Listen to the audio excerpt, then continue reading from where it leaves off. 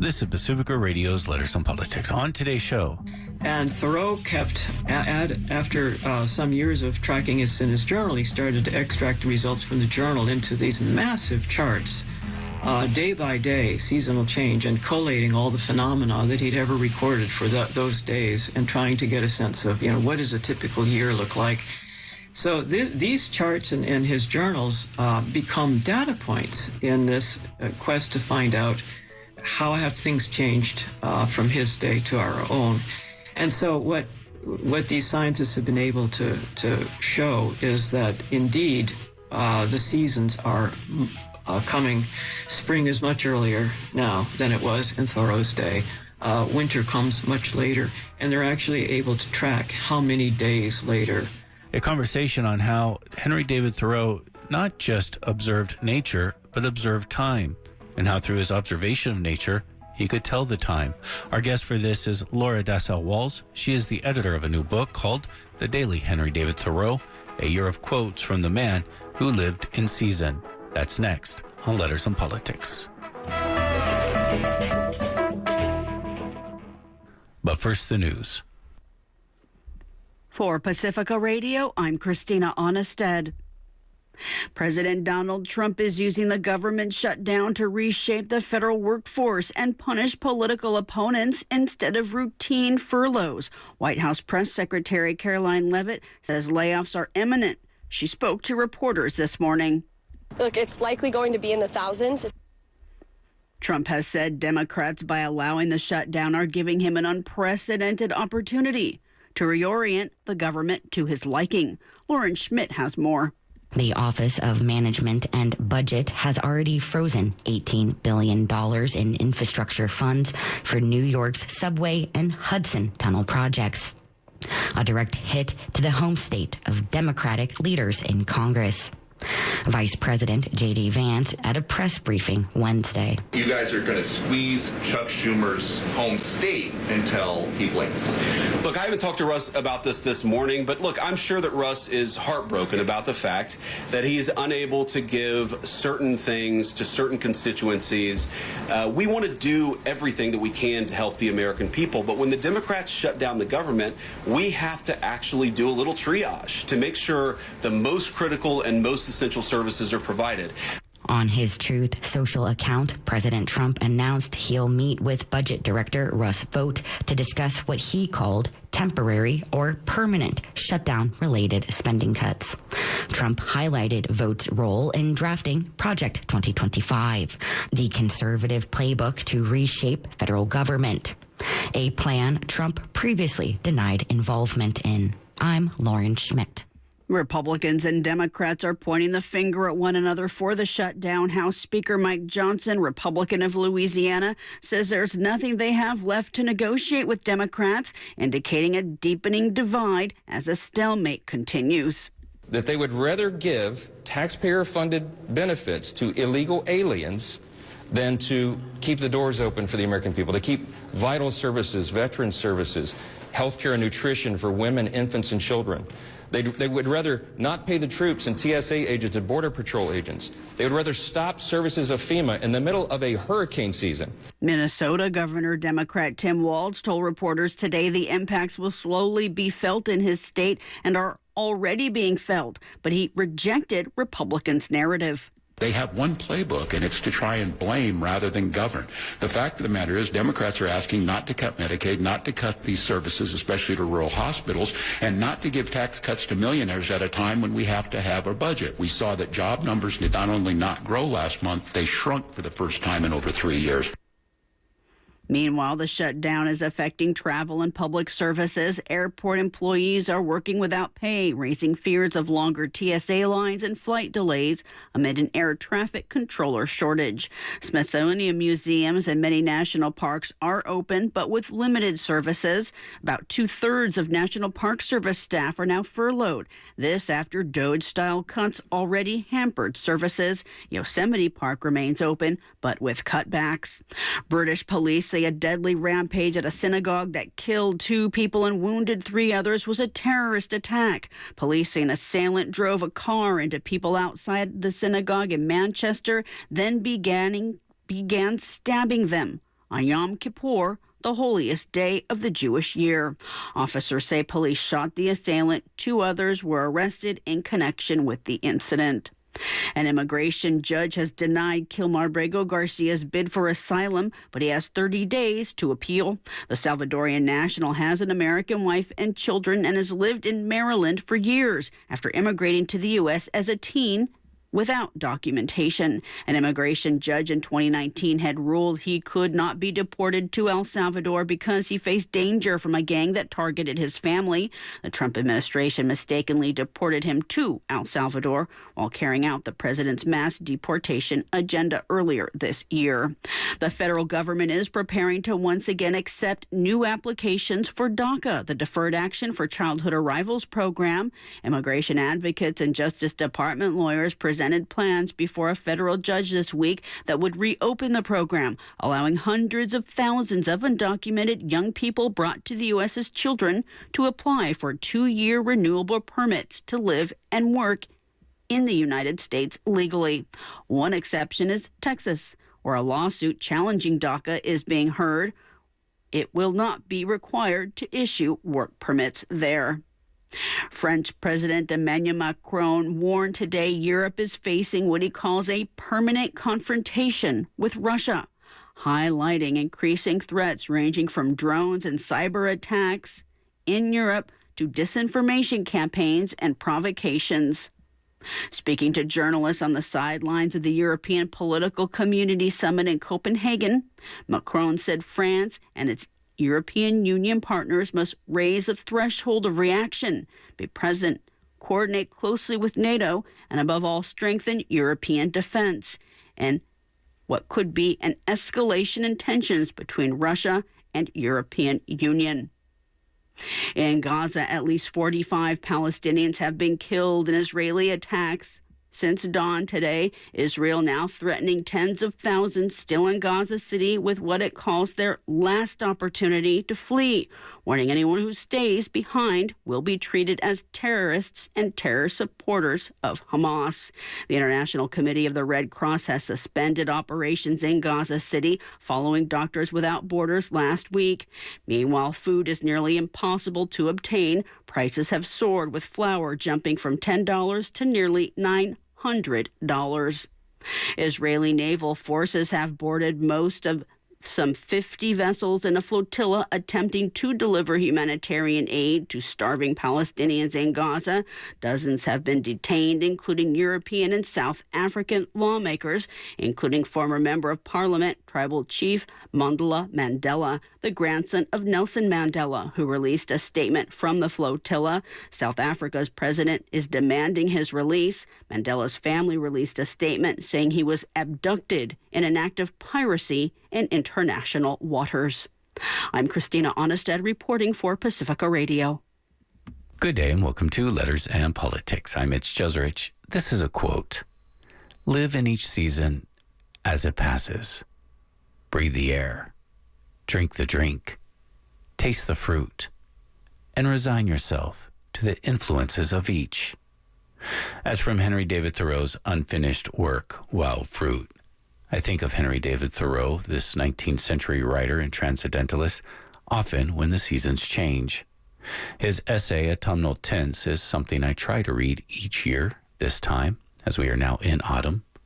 It's really a meditation on time, as well as a meditation on training your eye and mind to see the beauty around you that is available for everyone to see and yet hardly ever is. Henry David Thoreau was a keen observer of nature and of the seasons, and he kept meticulous notes of them.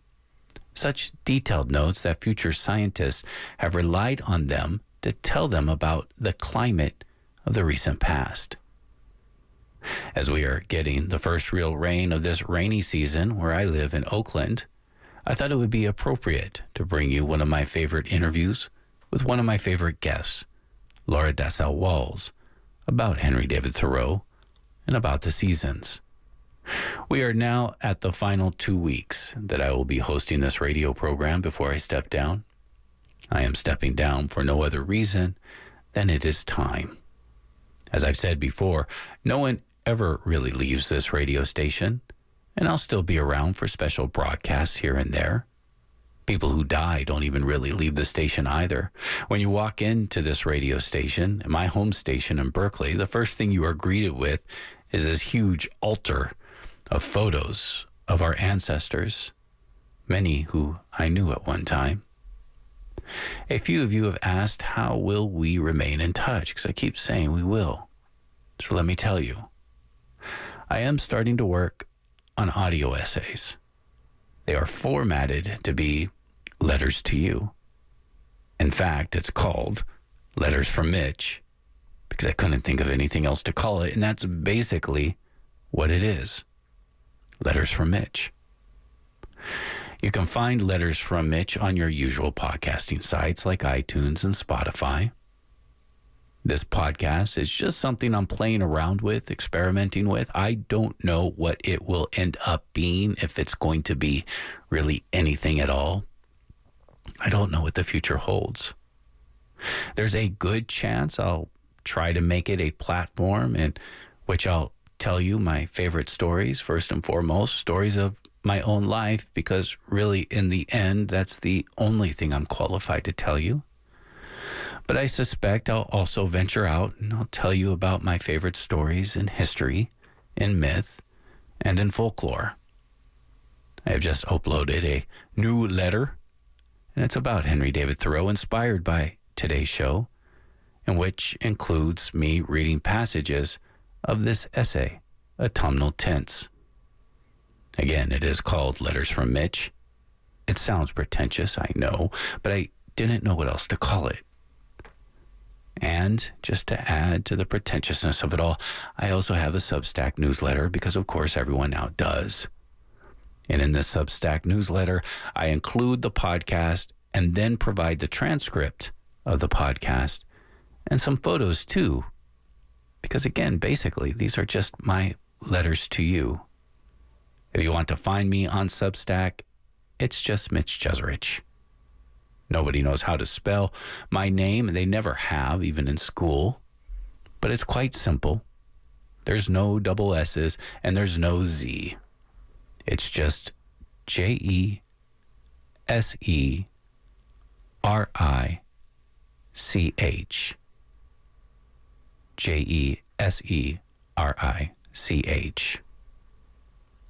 So today we bring you an interview that I conducted with Laura Dassow Walls, who wrote a fine biography on Henry David Thoreau called Henry David Thoreau, A Life. It's one of my favorite interviews ever, actually. But I'm bringing you the second interview that I also love, that I conducted with her about Henry David Thoreau and the seasons, because we now are in a new season. And seasons have always informed our experience of the world right from the beginning. Laura Dassow Walls is a professor of English at Notre Dame University, or she at least was.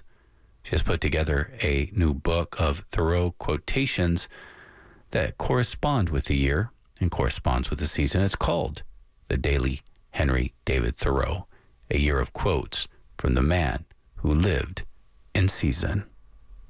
Laura Dassow Walls, it is a great pleasure to welcome you back to this radio program. Thank you, Mitch. It's a pleasure to join you.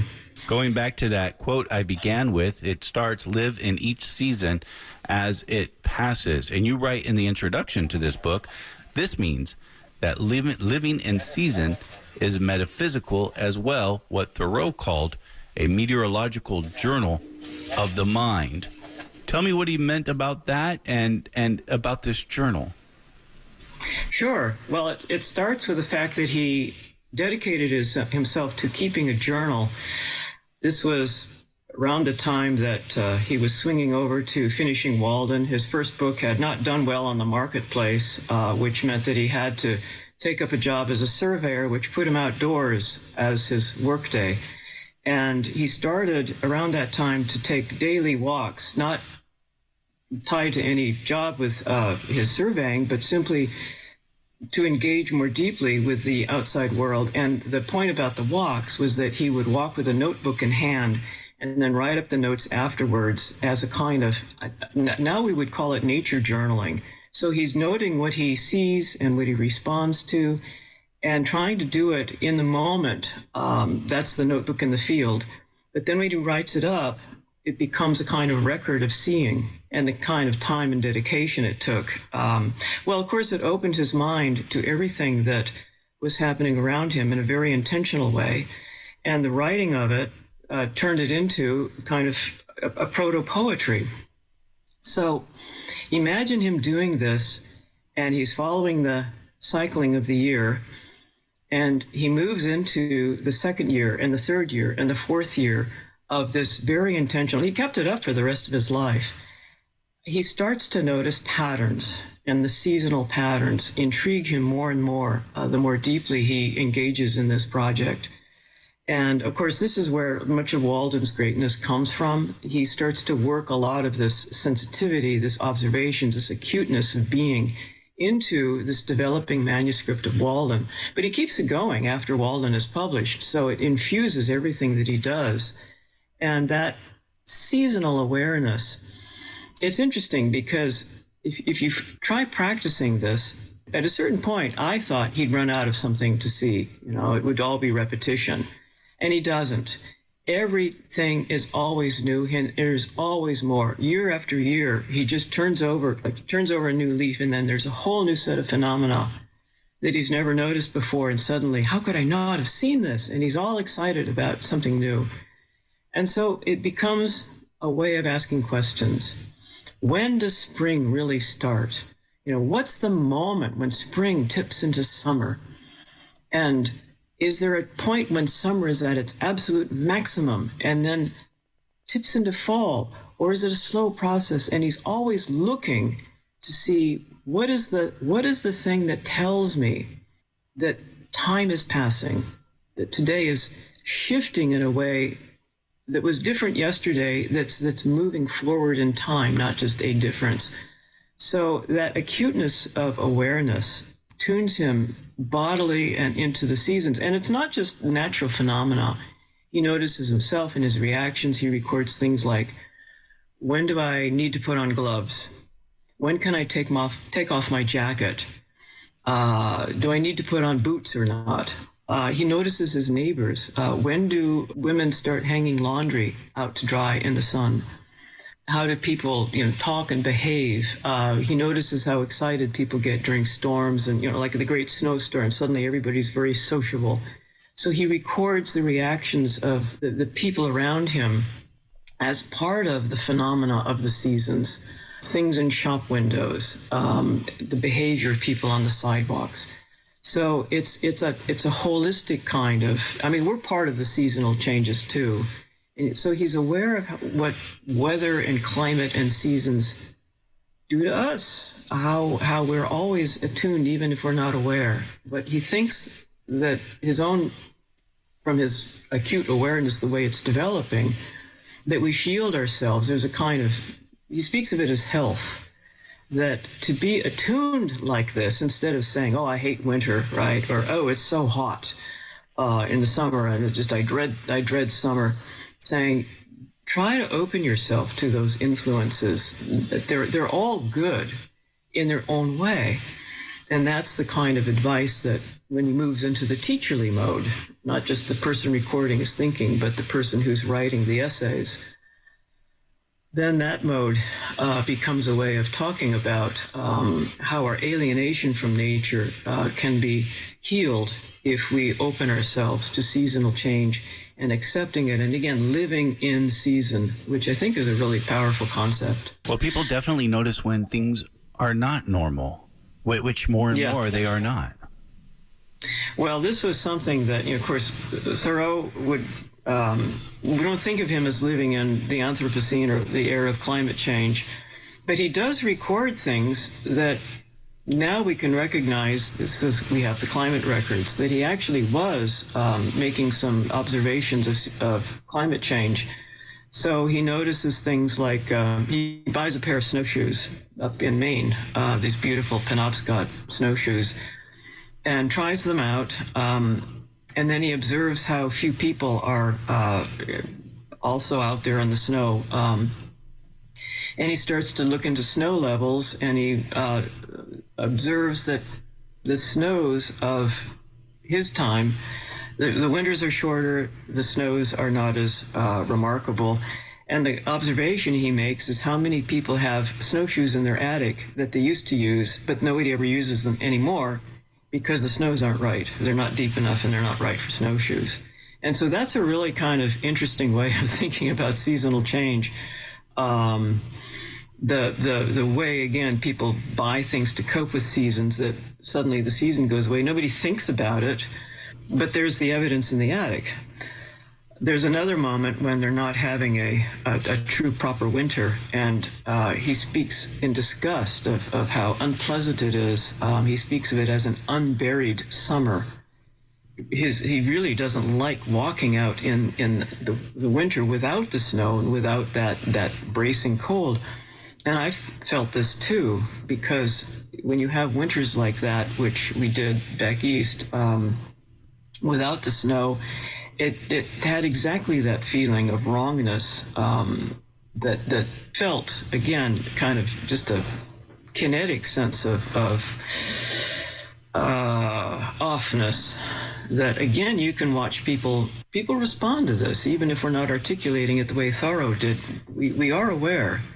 It's bringing that awareness to consciousness that Thoreau can help us realize how to do that.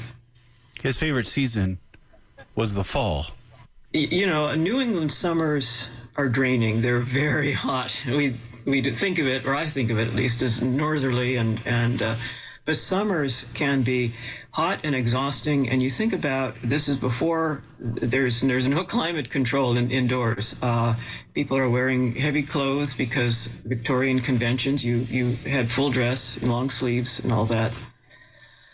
And I don't know how they endured it in those houses in the summertime, but they did.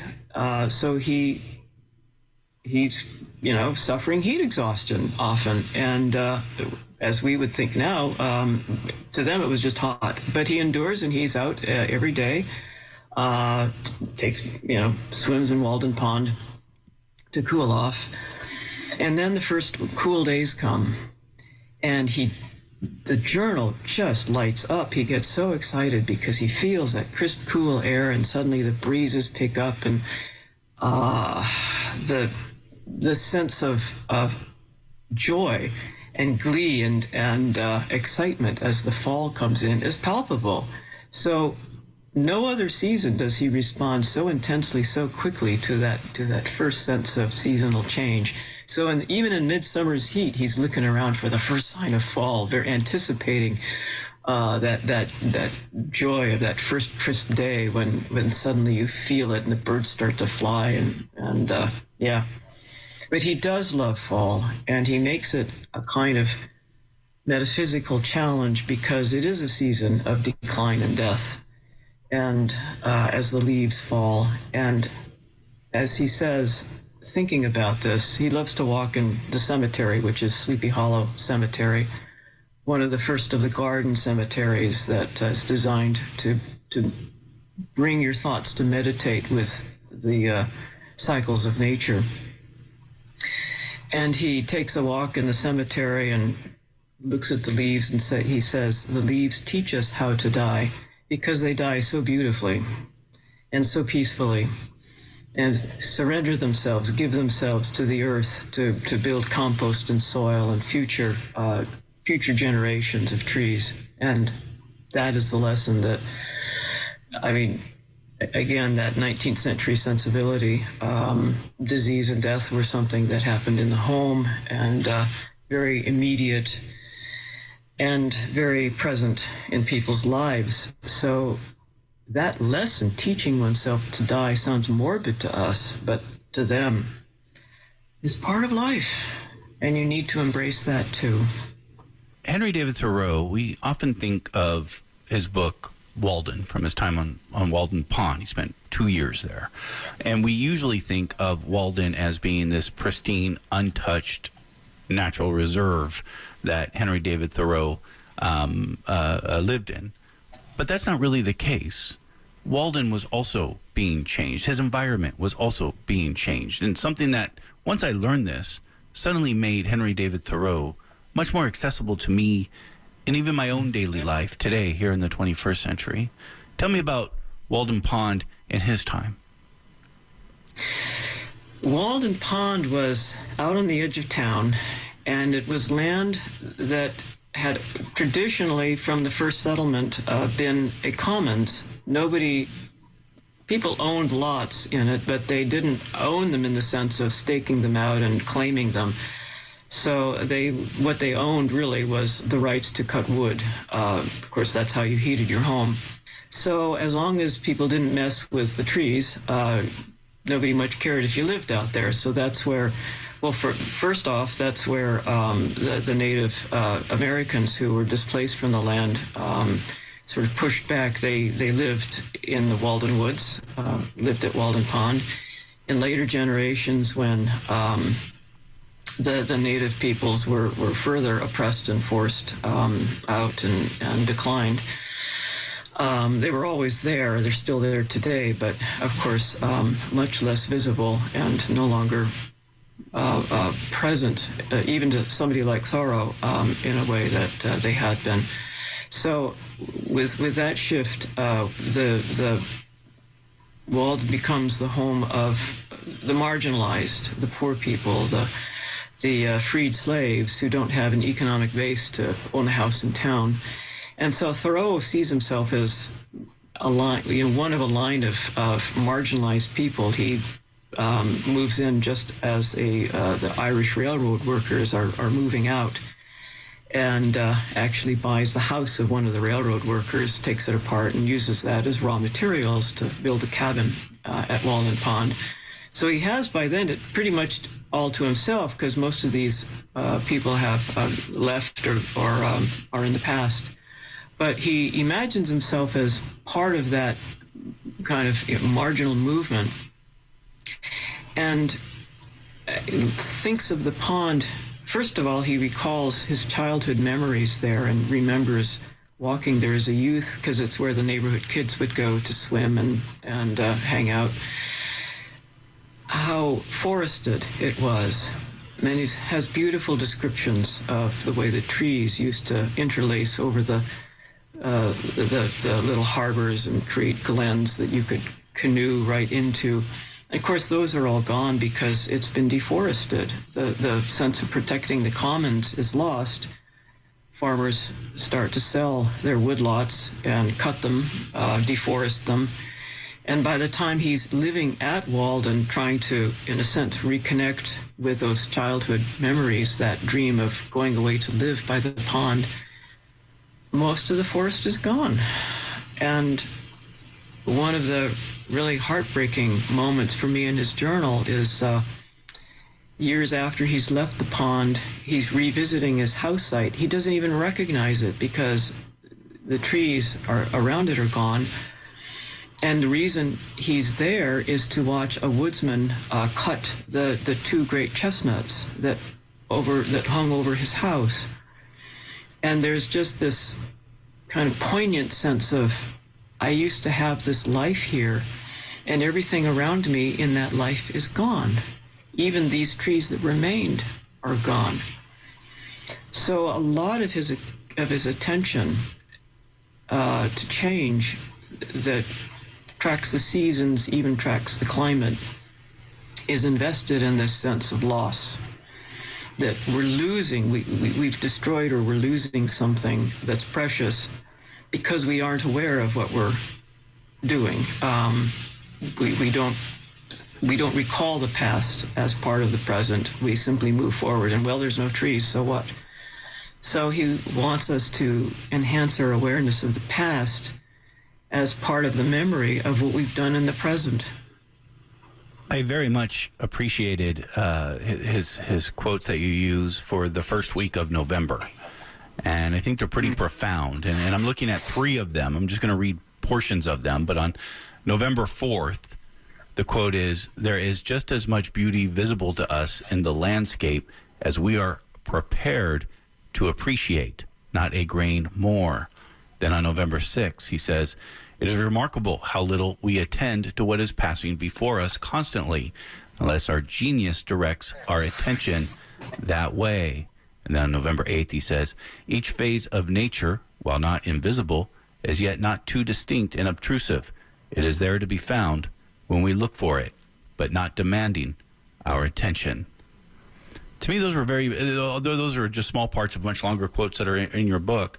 But they were very profound quotes to me that regardless of where you are, there's still nature to be seen. It's just oftentimes not seen. Exactly. And he gets fascinated by, he's watching his own perceptions, and he's tracking the way the more he looks, the more he sees, the more deep. It just, again, as I said earlier, you'd think at some point you'd hit a wall. It's like there is nothing more to be noticed. I've seen it all. And he starts to ask, why is that not happening? Why is it the more I see, the more I keep seeing, that I can fill my journal every day, year in and year out, never repeating, always noticing something new. So he starts to notice his own perception. And the quotes you read, again, October, November, eras of reflection for him, and reflecting on his own process of perception, that how is it that to know a little is to prepare yourself to look for more in that line of thinking, in that line of seeing. So once you start noticing autumn leaves, you start noticing distinctions. And you notice not just scientific distinctions, but one of the things that moves him, the great example is the scarlet oak, which if you've been in that part of the country in fall, you notice how one particular tree, the leaves just turn intensely scarlet, the scarlet oak. But if the sun is low and shines through them, they glow like stained glass windows. It's really extraordinary how beautiful they are. And Thoreau is fascinated by the interaction of light with the colors, and notices that while he's seeing this, other people aren't remarking on it, this phenomenon of, you have to stand just so with the sun just so and the leaves just so, and then suddenly it's almost like like the burning bush, like God is speaking to you. And so he seeks out these moments and wonders how it is that we don't open ourselves to that kind of phenomenal light, to these passing,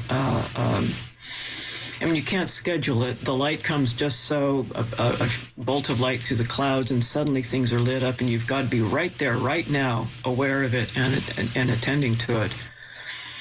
Because we're not prepared to see them. It's a mental process of how do you attune yourself so that, well, as he says, it has to be in your mind first. Yeah. You don't just open yourself like a camera and sort of record, well, okay, that's what I saw. It's a kind of going out and anticipating it because it's in your mind first, which doesn't mean you project into, like it's not really there, but you project it. It means that because it's in your mind, suddenly when it's there, you line up. Doesn't he also say that once you do see it, now you can see nothing else? This is the sort of thing that, he notices a plant he's never noticed before. He keys it out. He identifies it. He examines it, studies it. When does it bloom, and so on. And, of course, as soon as he sees one, like an orchid, let's say, well, here's another, and here's a third and a fourth. And, my gosh, they're over in that field, too. How could I not have seen these before? And so this becomes another moment of how is it that we don't see something until we see it, and then we see it everywhere. It's a common observation. But that, again, thinking not just about passively registering what he sees, but realizing how actively seeing is a process of mind. This speaks true to me. I live in an urban environment. I live in a downtown city. Downtown of a city. I just happen to live next to this really incredible lake that's connected to the bay, hence the ocean, that has its own ecosystem right in the middle of it. You know, one day at the lake many years ago, a friend actually named one of the birds in the lake. And I was almost jealous. I was like, I want to be able to name. I don't know any of the names of these birds other than seagulls or pigeons, but I didn't know the names. And so I started trying to learn the names. And in that, I also started trying to learn the behaviors. And in that, I started to learn what birds were around during what season or with the tide of the lake, since it was connected to the ocean. And then that turned into, well, now I'm kind of interested in what they're eating. And I became interested in the fish in the lake, or I became interested in the seeds. And then I had to become interested in trees. And next thing you know, this whole idea of one observation turning into another observation, leading to another observation, suddenly I was interested in all of it. Well, that's it, and it doesn't matter where you pick up. It could be birds, it could be plants, could be marine life. You pick up one thread, and John Muir says this. You pick up one thread, everything connects to everything. And so wherever it is, whatever interests you, to pick up that. But the key is to ask questions, which is just what you were describing. What is this bird? Well, what is it doing? What is it eating? Oh, it's eating that, this plant, this seed, and to keep that process of alertness to asking the questions that start connecting the things that otherwise are just sort of stuff that sort of lies around the rim of our consciousness. I mean, suddenly you're living in a world. I mean, you're living in Oakland in a way that's much deeper and more exciting because, again, this isn't like you go out in one season, but then that's the moment and it's over. There's always something happening. And to live like this is to be always engaged. And maybe it's like right now, the summer past for us was a season of smoke, which is new. Never happened when I was growing up in this area. Yeah. New for us so too. But in the last few years, we've you too. Well. This is profoundly, deeply disturbing in a way that I don't think Thoreau experienced anything quite like that. Although the deforestation would have been probably felt similar, and it hurts to be aware. It hurts to see the damage, the ecological destruction, and especially of particular plants or life that you've become engaged in watching. And yet the pain, to close ourselves off from the pain is to close ourselves off from realizing what we're doing. And so to feel the pain of the smoke and the sting of it is to feel a sense of emergency. Thoreau is determined to tell us that we must change our way of life. That's the whole point of Walden, is renewal of ourselves through this connection with the broader cosmos. And if we could understand the economic basis of our discontent, our despair, and shift our lives, then we would reconnect with the damage we've done and learn to live better. It's very simple and yet very profound, and as simple and profound as it is, here we are, generations later, still rediscovering the same lessons and much, much farther down the road of destruction than even Thoreau could have imagined. Yeah, you preceded what I was also going to say. When you become conscious and observant of your surroundings around you, regardless of where you are, you don't even have to have a lake. You could do it in your, even in a city. Once you start doing that, absolutely, it deepens the day, makes things more interesting.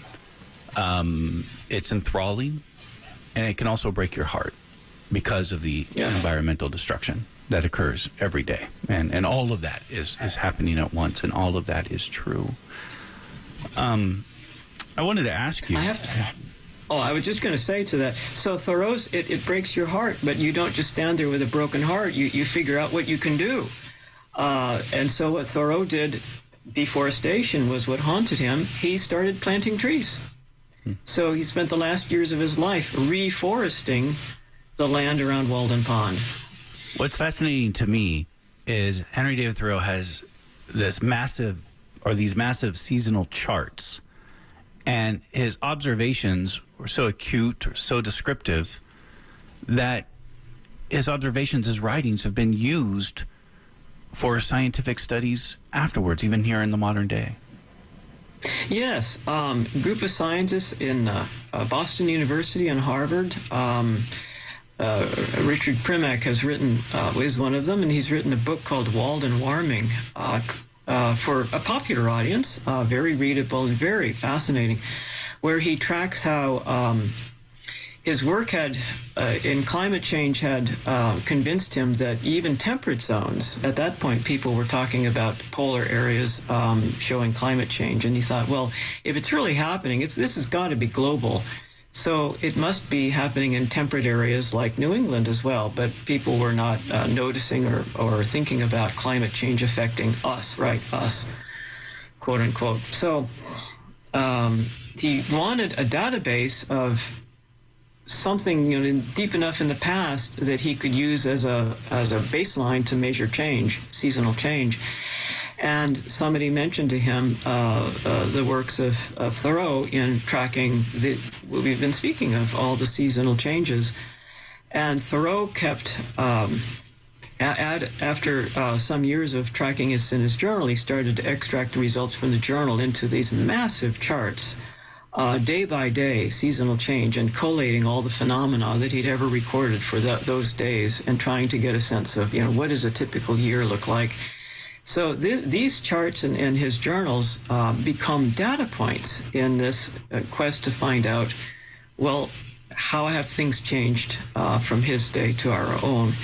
And it's become a tremendous project, which is now expanded to all sorts of things, because not just the plants, but butterflies and reptiles and birds and so on. And so what these scientists have been able to show is that indeed the seasons are coming. Spring is much earlier now than it was in Thoreau's day. Winter comes much later, and they're actually able to track how many days later they come for us than, or earlier for us, how much longer the warmer weather is, how much shorter the winters are. And so it's a tremendous project with dozens and dozens of scientific papers and really a whole field of research. But it's fascinating that Thoreau's records were the breakthrough that allowed us to understand how the seasons are in some sense out of sync now. And also that some plants are not faring well. So something like a quarter or a third of plants that Thoreau knew are locally extinct at Walden Pond, and seasonal change seems to be the reason. Their timing is now so far off from the shift in seasons that they can no longer survive, which is, nobody had realized this before, so this is very concerning.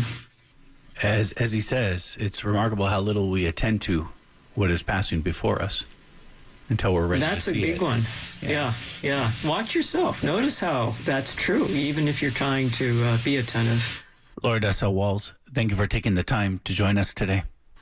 Thank you, Mitch. I enjoyed it very much. Laura Dassow-Walls has been our guest. She has joined us for a conversation on a book of quotations that she put together from Henry David Thoreau. It's called The Daily Henry David Thoreau, a year of quotes from the man who lived in season.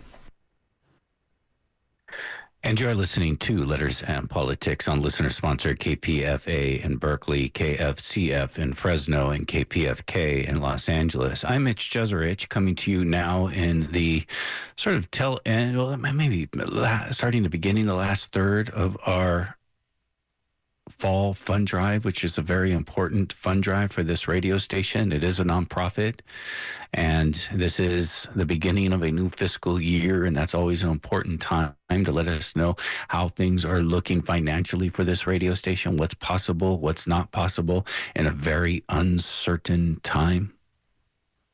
So I am asking you for a contribution that you can afford, that's according to your means, and that you feel good about as you go upon your time, knowing that you did your part. It could be a $25 pledge, a $50 pledge, a $75 pledge, a $150 pledge, what you can afford. One that you don't have to look at your bank account to make sure that you can make it. If you are interested in a thank you gift, we do have some available, including the daily Henry David Thoreau, a year of quotes from the man who lived in season, with a foreword by Laura Dassow Walls that is available for a contribution of $100. Laura Dassow Walls' monumental biography, Henry David Thoreau, A Life, is also available. You can get that for a contribution of $120. You can also get both of these together, the daily Henry David Thoreau and Henry David Thoreau, A Life, both of these books at the discounted rate. And we'll throw in the Letters and Politics U.S. History Collection, shows that we've done on U.S. history over the years. All three of those together at the discounted rate of $175. The phone number for KPFA listeners is 1-800-439-5732. That's also true for KFCF listeners. Both KPFA and KFCF listeners can call 1-800-439-5732. 1-800-439-5732 and online at kpfa.org. In Southern California, listening to KPFK in Los Angeles, the number is 818-985-5735. 818-985-5735 and online at kpfk.org. I am looking out my window as I speak to you right now, and it's rainy weather. It's really where I live in Oakland, and it's not necessarily the first rain we've had. We've had very light rain, hardly perceptible before, but I woke up this morning to the sound of rain, and I like that very much. I love that. I do run a fan in the evening, in part just to help with the white noise from what it means to be living in a city. And you can find nature in a city if you look for it. That's kind of the important part of Henry David Thoreau. It's all there if you know how to look for it. If you look for it, you train your mind and your eye to look for it. But I got up and out of bed early in the morning just to turn off my fan so that I could really hear the rain as it came in, because the rainy season is now here. Usually does start around October. I don't know the official time. I don't know if there is an official time. Nothing's official in a time of a warming planet anyways. And I listened to it. And then I listened to the beginning of today's show with our fantastic headlines. It's always been a strength of this show, the 8 minutes at the very top of the show, giving you the news of the day. For years, it was Eileen Alfandary, who to me is the greatest broadcaster this network has ever produced. I mean that when I say that. Nobody has influenced me more, just even as a thinker, than Eileen Alfandary has. And the integrity and the honesty that she brings to the work that she has given us over the years. This morning I was listening to Christina Onnested, who's also fantastic and gives us these gifts of what's going on throughout the world, these first 8 minutes. And as I was listening to the beginning of today's show, I thought, wow, is there just a big disconnect between what I'm doing and what's happening in the world? Christine Onnested gives such good headlines, and it was just nothing but madness. Not because of Christina, but because she was accurately chronicling what's happening in the world. And it is madness. And it just felt like 8 minutes of madness. And then I came on, talked about the seasons. And I had a real moment of like, and we talk about the madness too. But I had a real moment of today's show of this is just a huge disconnect, and it's glaring. But I know there's madness out there, so it wasn't that I was like shocked and surprised and like today there's madness out there, but what, not yesterday? And I think about the madness, and I see what it's doing to people. And the news is important. What's happening in the world's important. It's a crazy time. But I also see what it's doing to people I know. I see what it's doing to family members I know. I see what it's doing to friends I know. I see what it's doing to coworkers I know. I see what it's doing to even people I don't know, but I pass in the street. I feel it. I know you feel it too. And so there may be a disconnect in what I chose to put on air today. But I'm comfortable with that. Because sometimes we forget about our own lives in the here and now, in the very present, in the very room that I'm sitting in the lives that I share with my neighbors just outside my door and just in front of me, and the life of what it means to be living in season. We need that too. We need to be grounded. And so maybe there is a disconnect, but I'm okay with that because it is important to know that we are now in the rainy season. That is autumn. I was looking at the lineup and, a lot of people are talking about the madness. There's no shortage of it. And we'll be talking about the madness again next week. I mean, it's just madness. I was looking at the lineup today on KPFA. So at 8 o'clock on my home station, Law and Disorder with Kat Brooks, and they were talking about, they had this great panel of people. It was really amazing to talk about the life and the legacy of Assata Shakur. And it was fantastic. And then you had Democracy Now!, who does what Democracy Now! Does. And then you had an hour talking about the seasons, one of the early progressive figures of American life, Henry David Thoreau. Before there was the San Francisco and Berkeley of the 1960s, before there was the beat movement of the 1950s, there was the transcendentalists of the 19th century in Massachusetts. Maybe the first real cultural explosion, progressive cultural explosion in this country's history. And so after we had Life and Legacy of Assata Shakur, Democracy Now! Covering everything and all the madness that's happening right now, as Democracy Now! Does so adequately, so incredibly, really. Don't want to undersell that. Then we had an hour about the season and the seasons and Henry David Thoreau, and I remember seeing it. To me, this is what makes this radio station beautiful. The eclectic nature of it, of all the things you find on it. And that's why I want to encourage you to support this radio station that I will still be a part of. I'm changing because the seasons are changing, and hence I'm changing too. But I'm not leaving. I'll still be around.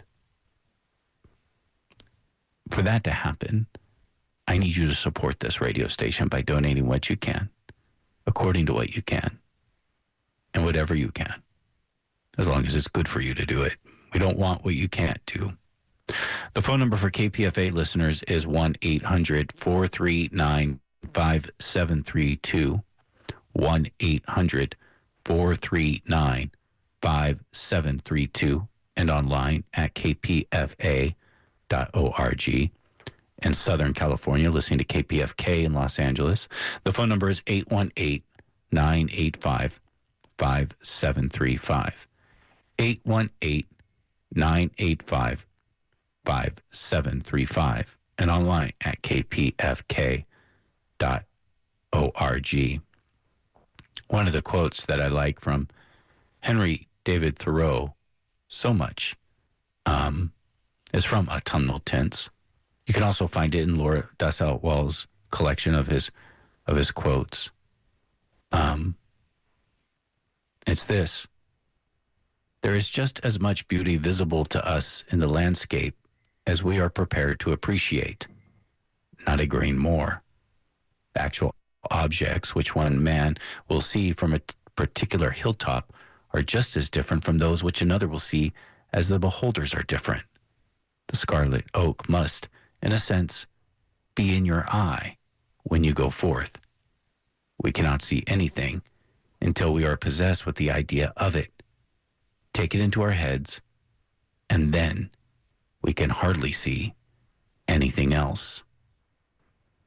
Number again for KPFA listeners and KFCF listeners is 1-800-439-5732, 1-800-439-5732, and online at kpfa.org. In Southern California, listening to KPFK in Los Angeles, the number is 818-985-5735, 818-985-5735, and online at kpfk.org. I'm down to my final 4 minutes. I have a challenge that just came in. It's not the largest challenge, but it's a significant one with here just 4 minutes left in the hour, though you can get your call in the next few minutes. David in San Francisco is putting up $640. If we can match that, it would be $1,280 for the hour. And friends, what we've already raised, we have a great chance of making our goal this hour. For KPFA listeners, 1-800-439-5732, 1-800-439-5732, and online at kpfa.org. In Southern California, listening to KPFK in Los Angeles, 818-985-5735, 818-985-5735, and online at kpfk.org. I want to thank Eileen in San Francisco and her very wonderful note that she left.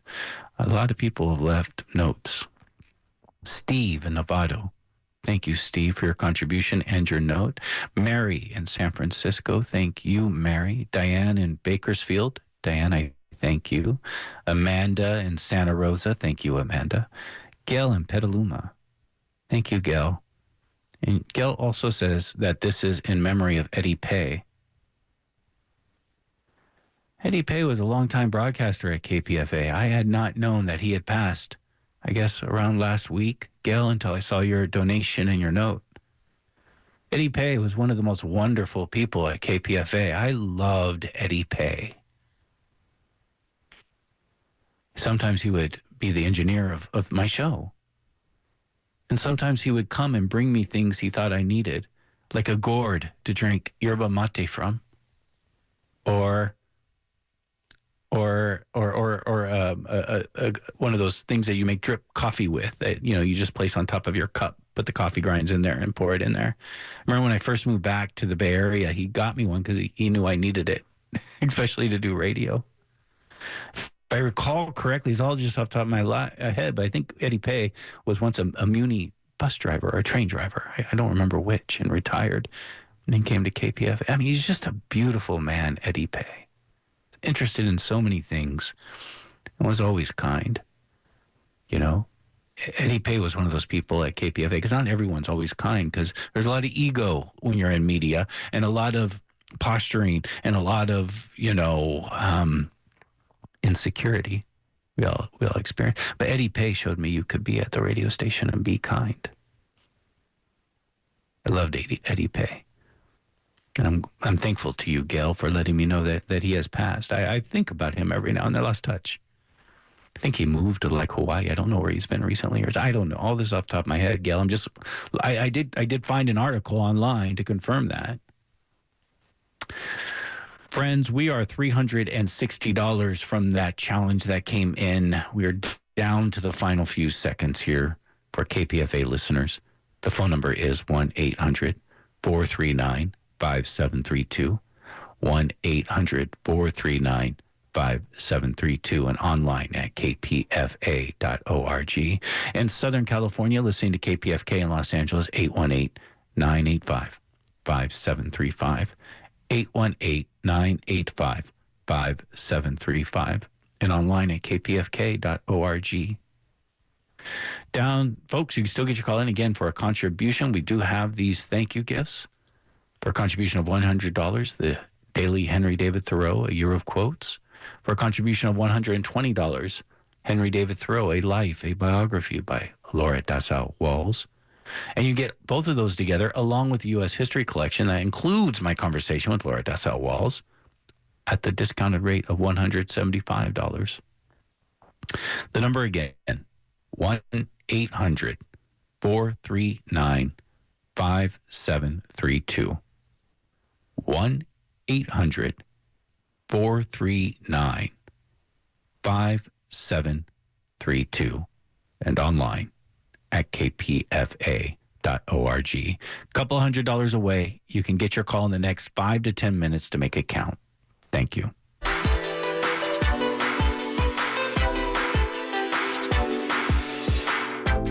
You're tuned in to 94.1 KPFA and 89.3 KPFB in Berkeley, 88.1 KFCF in Fresno, online at kpfa.org.